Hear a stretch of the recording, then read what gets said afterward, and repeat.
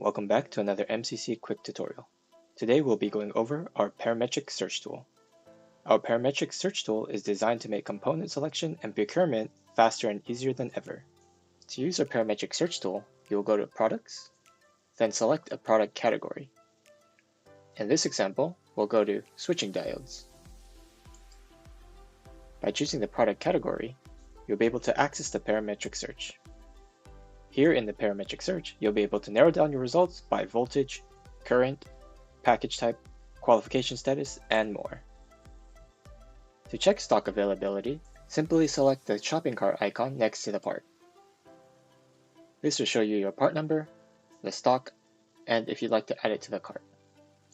You can also effortlessly download the eCAD models to streamline your design process. Our upgraded tool makes finding the right parts easier, faster, and smarter. Start exploring the upgraded Parametric Search Tool today and take your projects to the next level.